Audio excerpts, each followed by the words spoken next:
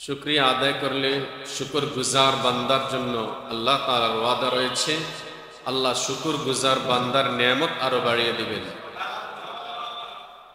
নাশুকরিয়া বান্দার জন্য আল্লাহর তরফ থেকে ওয়াঈদ, শাস্তির কথা এসেছে। যারা শুকরিয়া আদায় করবে না, আল্লাহ তাদের জন্য রেখেছেন কঠিন যন্ত্রণাদায়ক শাস্তি। এই জন্য মুসলমান সর্ব অবস্থায়, সব হালতেই মহান আল্লাহ পাক রব্বুল আলামিনের শুকরিয়া আদায় করবে। আল্লাহ আমাদেরকে তৌফিক দান করুন। আল্লাহর গজব আযাব থেকে আল্লাহ আমাদেরকে হেফাজত করুন।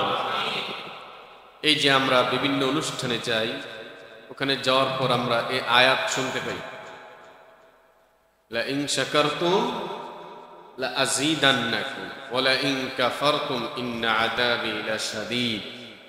আজকে আমাদের এই আয়াত যে সূরাতে অবস্থিত, সেই সূরা ইব্রাহিমের তাফসিরে আজকে আমরা করব ইনশাআল্লাহ। আল্লাহ আমাদেরকে ধৈর্যের সাথে আমলের নিয়তে বসার তৌফিক দান করুন। যে সূরা তেলাওয়াত করেছি, যে সূরার অংশ তেলাওয়াত করেছি, এই সূরার নাম হলো সূরাত ইব্রাহিম। ইব্রাহিম আলাইহিস সালাম তিনি হলেন গোটা মানব জাতির, মুসলিম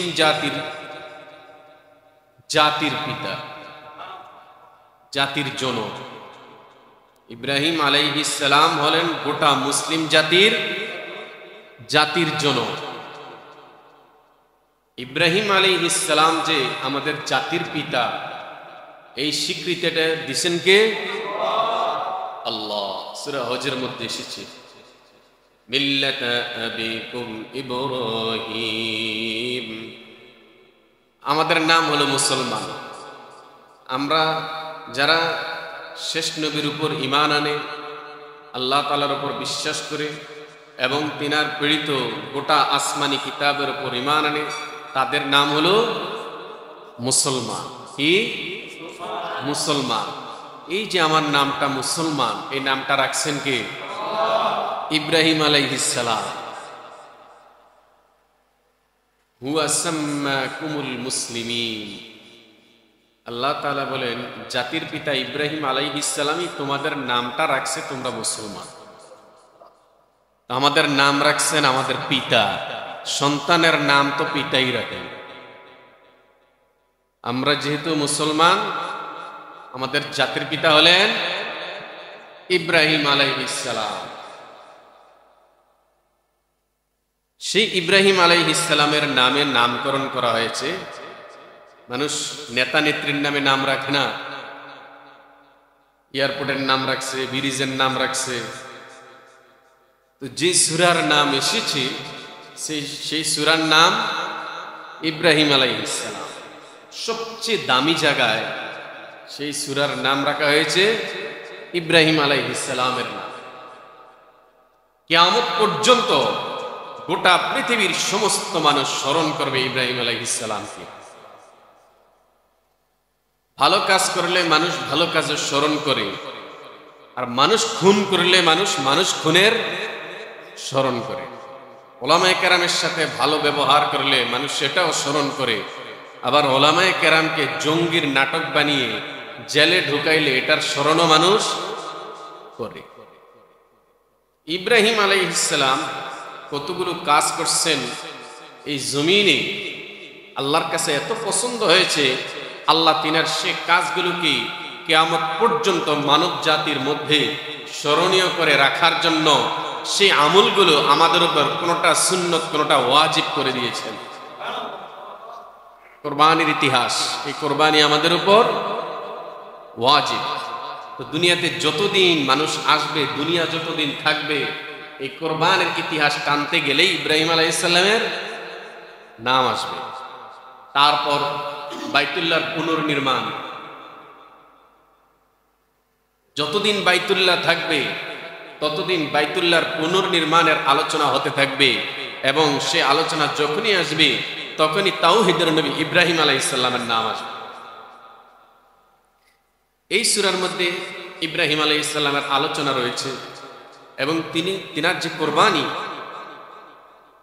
দীর্ঘদিন পর আল্লাহ পাক রব্বুল আলামিনের কাছে দোয়া করে ইব্রাহিম আলাইহিস সালাম সন্তান লাভ করলেন। রব্বি হাবলি মিনাস সলিহিন ফাবাশশারনাহু বিগুলামিন হালিম। আল্লাহ পাক রব্বুল আলামিন বলেন রব্বি হাবলি মিনাস সলিহিন। ইব্রাহিম আলাইহিস সালাম আল্লাহর কাছে দোয়া করলেন, আল্লাহ আমাকে নেককার সন্তান দান করুন। আল্লাহ বলেন আমি আমার নবী ইব্রাহিমকে নেককার সন্তানের সুসংবাদ দিলাম। ইব্রাহিম আলাইহিস সালাম তখন বৃদ্ধ, তিনার স্ত্রী বৃদ্ধা, সেই শেষ বয়সে আল্লাহ সন্তানের সুসংবাদ দিলেন। সন্তান সবেমাত্র দুনিয়াতে আসলেন, সেই সন্তানের নাম রাখলেন ইসমাঈল আলাইহিস সালাম, ছোট্ট ইসমাঈল। আল্লাহ বলেন ইব্রাহিম তোমার আরেকটা পরীক্ষা আছে। সেই পরীক্ষাটা কি? যে তোমার বিবি এবং তোমার এই কলিজার টুকরা সন্তান সবেমাত্র যে দুনিয়াতে এসেছে তাকে আমার ঘরের কাছে নির্বাসনে দিয়ে আসো।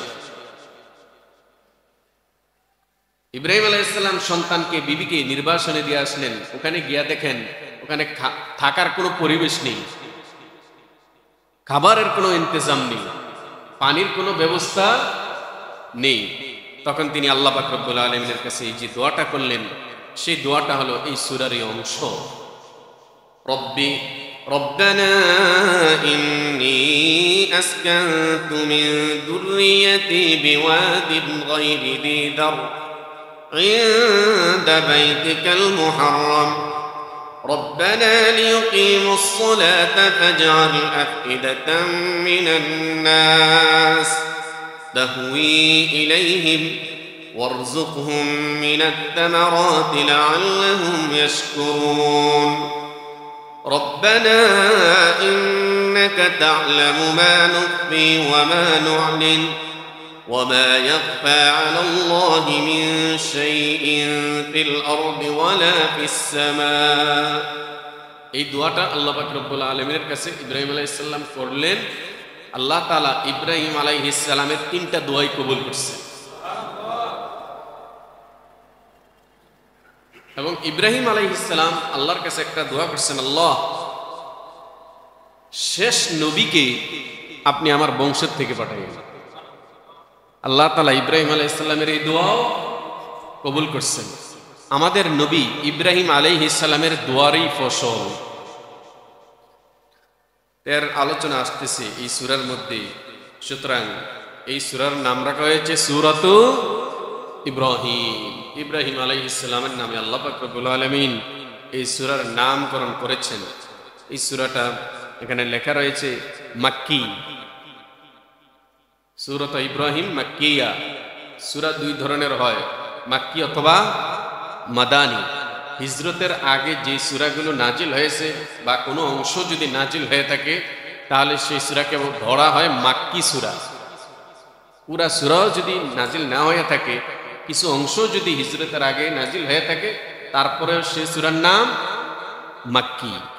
আর হিজরতের পরে যে সূরাগুলো নাজিল হয়েছে সেগুলোকে বলা হয় মাদানী। 52টি আয়াত আছে এই সূরার মধ্যে। এই সূরার মধ্যে আল্লাহ পাক রব্বুল আলামিন মানব জাতি, আসলে সব মানুষই অন্ধকারে, সব মানুষই অন্ধকারে। আল্লাহ তাআলা যাদেরকে অন্ধকার থেকে উদ্ধার করেছেন তারাই শুধু আলোর মুখ দেখছে, তাও সংখ্যা একেবারেই কম। গোটা পৃথিবীর মধ্যে বর্তমানে প্রায় 800 কোটি মানুষ আছে। কত কোটি? 800 কোটি মানুষ। এই 800 কোটি মানুষের মধ্যে একেবারে সব মিলিয়ে মুসলমানের সংখ্যা আছে প্রায় 200 মুসলমানের মধ্যে আবার দেখা গেছে অধিকাংশ মুসলমানই অন্ধকারে আছে। আলোতে আছে না অন্ধকারে আছে? অন্ধকারে আছে। আপনি দেখেন মুসলমানদের মধ্যে যদি আপনি 73-73টা ভাগ হবে, তার মধ্যে 72টাই জাহান্নামী হবে। একটি মাত্র দল আহলে সুন্নাত ওয়াল জামাতের অনুসারী হবে, নাজাতপ্রাপ্ত দল। তো প্রত্যেক দলই এই দাবি করতেছে আমরা 73 দলের শ্রেষ্ঠ। এটা সকলেরই এই দাবি এবং প্রত্যেকেই মনে করতেছে আমরাই হলাম সেই দল যে দলের কথা রাসূলুল্লাহ বলে গেছেন নাজাতপ্রাপ্ত দল। কারণ কুল্লু হিজবিম বিমা লাদাইহিম ফারিহুন, আল্লাহ বলেন প্রত্যেক মানুষই, প্রত্যেক দলই তার দল নিয়ে খুশি থাকবে। খুশি আছে না সব দল? প্রত্যেক দল যে যে দল করতেছে, ওই দলটা জাহান্নামী হোক বা জান্নাতি হোক, প্রত্যেকে কিন্তু তার দল নিয়ে খুশি। খুশি না থাকলে তো সে ওই দলেই যাইতো না। এরকম দল হবে কতগুলা? ৭৩টা। মূল দল হবে ৭৩টা, এর মধ্যে ৭২টাই জাহান্নামী, আর শাখাই হবে আরো বহু। তো এই মনে করেন ৭৩ দলের মধ্যে ৭২ দলই জাহান্নামী। এখন মাত্র আর এক দল বাকি, এই দলের সংখ্যা খুব বেশি হবে না। সুতরাং অধিকাংশ মানুষই কিন্তু অন্ধকারে। শুধু আল্লাহ যাদেরকে আলোর পথ দেখিয়েছেন, আল্লাহ হেদায়েত দিয়েছেন, তারাই শুধু হেদায়েত পেয়েছে, এছাড়া সব অন্ধকারে। আল্লাহ তাআলা বলেন এই সূরার মধ্যে যে আমি যাদেরকে অন্ধকার থেকে আলোর দিকে নিয়ে আসছি তারাই শুধু হেদায়েত পেয়েছে, আর যারা আলোর পথ দেখে নাই তারা হেদায়েত পায় নাই। বিসমিল্লাহির রহমানির রহিম। আলিফ লাম রা। এই সূরা সহ অনেকগুলো সূরার শুরুতেই এই ধরনের হরফ আছে। আলিফ লাম মিম, আলিফ লাম রা, হা মিম, এগুলাকে বলা হয় হরফে মুকাত্তাআ। আমাদের বিভিন্ন তাফসীরের কিতাবের মধ্যে এই সমস্ত শব্দগুলোর কোনো তাফসীর করা হয়নি, শুধু এতটুকুই দেওয়া আছে আল্লাহু আ'লামু বিমুরাদি। এর বাস্তব হাকিকত, বাস্তব উদ্দেশ্য শুধু আমার আল্লাহই জানেন। মুফাসসিরিনে কেরাম যেহেতু এদিকে গবেষণা করার কোনো চেষ্টা করেননি, সুতরাং আমরাও সেদিকে হাত দেব না। আমরা তো তাফসীর করি আমাদের আকাবেরদের পদাঙ্ক অনুসরণ করে। আমরা কোরআন তাফসীর করতে গিয়ে নতুন কোনো মতামত আমরা দিতে পারবো না। কোরআনুল কারীম শুধু গবেষণার কিতাব নয়, কোরআনুল কারীম এটা হলো হেদায়েতের কিতাব। গোটা পৃথিবীর একজন মানুষ যদি কোরআন গবেষণা করে কোনো জিনিস আবিষ্কার নাও করতে পারে, তারপর আফসোস নাই যদি হেদায়েত পেয়ে যায়। আর যদি হেদায়েত না পাইয়া কোরআন থেকে আপনি বিভিন্ন জিনিস উদ্ঘাটন করলেন, তাহলে আসলটাই পাইলেন না। কারণ কোরআনুল কারীমের মূল কাজ হলো মানুষের হেদায়েত পাওয়া। হেদায়েত পাইলে আপনি সব পাইলেন, হেদায়েত না পাইয়া যদি আপনি দুনিয়ার সব পাইয়া গেলেন তা আপনি কিছুই পাইলেন না। আল্লাহ পাক রব্বুল আলামিন বলেন আলিফ লাম রা কিতাবুন আনজালনাহু ইলাইকা লিতুখরিজান নাসা মিনাজ যুলুমাতি ইলান নূর। কিতাব, এটা এমন একটি কিতাব, আনজালনাহু ইলাইকা, এই কিতাবকে আমি নাজিল করেছি হে নবী আপনার উপর। কেন? লিতুখরিজান নাসা মিনাজ যুলুমাতি ইলান নূর, লিতুখরিজান নাস মিনাজ যুলুমাতি ইলান নূর, যাতে করে মানুষদেরকে অন্ধকার থেকে আলোর দিকে নিয়ে আসে। অন্ধকার থেকে আলোর দিকে নিয়ে আসে। এই কিতাবের মাধ্যমে, এই কিতাব পড়ে পড়ে অনেক মানুষ হেদায়েত পায়। আবার এই কিতাবের সাথে নাফরমানি করে বহুত মানুষ পথভ্রষ্ট হয়। কিতাব কিন্তু ওইটাই, এটার মাধ্যমে কেউ হেদায়েত পাচ্ছে, আবার এটার মাধ্যমে কেউ পথভ্রষ্ট হচ্ছে।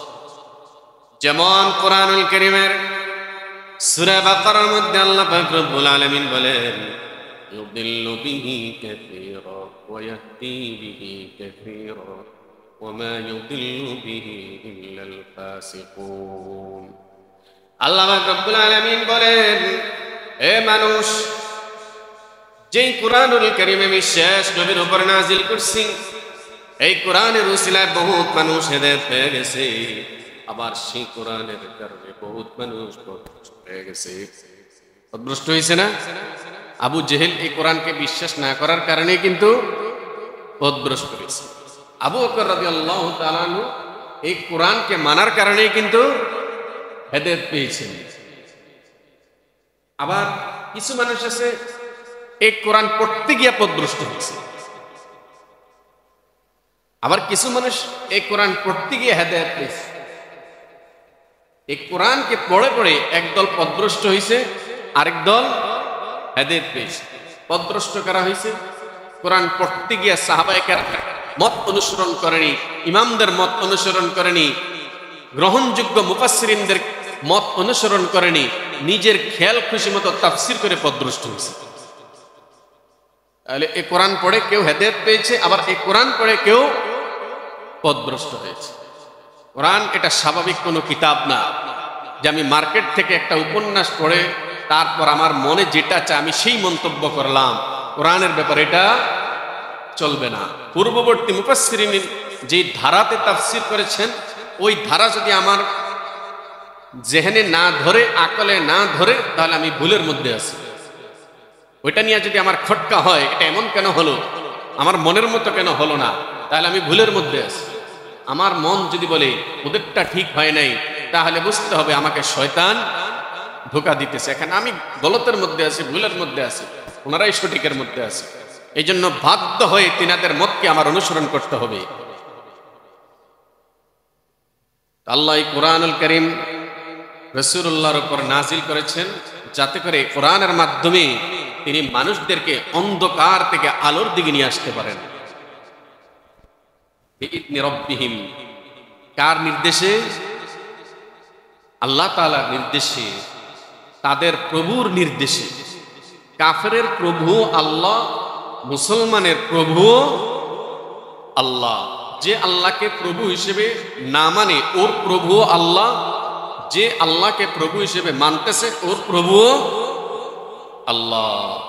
বাচ্চা, ছোট ছোট বাচ্চা দেখবেন আপনি, বেবুঝ বাচ্চাগুলো অনেক সময় এই মাকে খালা ডাকে, খালাকে মা ডাকে, কারণ ওর সে বুঝ নেই কে মা আর কে খালা, ও ডাকতে ভুল করে। তো যারা আল্লাহকে প্রভুকে প্রভু হিসেবে মানে না, ও তো বেবুঝ, ও বেবুঝ, ও আল্লাহকে বুঝার মতো আকল ওর নেই। তা আল্লাহ বলেন ও আমাকে মানুক আর না মানুক, ওর প্রভু আমি। বিইذনি রাব্বিহিম, তাদের রবের নির্দেশে রাসূল সাল্লাল্লাহু আলাইহি ওয়াসাল্লাম এই কিতাবের মাধ্যমে, এখানে একটা দামি কথা, বুঝার কথা, এই কথাটা আমি গত তাফসিরেও বলেছি যে দেখেন আল্লাহ এখানে কেন বলছেন বিইذনি রাব্বিহিম। হে নবী, আপনি যে মানুষদেরকে এই কিতাবের মাধ্যমে অন্ধকার থেকে আলোর দিকে নিয়ে আসবেন, এটা কিসের ভিত্তিতে? আল্লাহর অর্ডারে, আল্লাহর হুকুমে।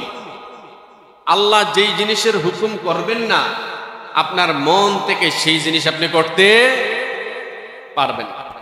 সুতরাং দুনিয়াতে যত ভালো কাজই হোক, আমার দৃষ্টিতে যত ভালো কাজই হোক, ওই কাজটা যদি কোরআন হাদিসের পক্ষে না থাকে, ওটার যদি সাপোর্ট ইসলাম না দেয়, তাহলে ওই কাজ গ্রহণযোগ্য হবে না। আমাদের কাছে খুব ভালো মনে হচ্ছে, কিন্তু শরীয়ত সেটার অনুমতি দেয় নেই, ইসলাম সেটার অনুমতি দেয় নেই, তাহলে সেই কাজ করা যাবে না। আল্লাহ বলেন হে নবী, আপনি যে মানুষদেরকে আলোর দিকে নিয়ে আসতেছেন অন্ধকার থেকে, এটা কার হুকুমে? আল্লাহর হুকুমে। আল্লাহর হুকুম আছে বলেই আপনি এটা করবেন। বিইذনি রাব্বিহিম ইলা সিরাতিল আজিজিল হামিদ, কোন দিকে নিয়ে আসবে? সে আলোর রাস্তাটা কি? এটা হলো ইলা সিরাতিল আজিজিল হামিদ, পরাক্রমশীল প্রশংসিত সে আল্লাহর রাস্তায়, সে আল্লাহর দিকে, আল্লাহর রাস্তার দিকে মানুষদেরকে আপনি নিয়ে আসবেন। আল্লাহর রাস্তা এটা হলো নূর, আলোকিত, আর ইবলিসের রাস্তা এটা হলো অন্ধকার, জুলুমাত। আল্লাহু নূরুস সামাওয়াতি ওয়াল আরদ, আসমান জমিন সবকিছুকে ঘেরাও করে আছে আমার আল্লাহর নূর।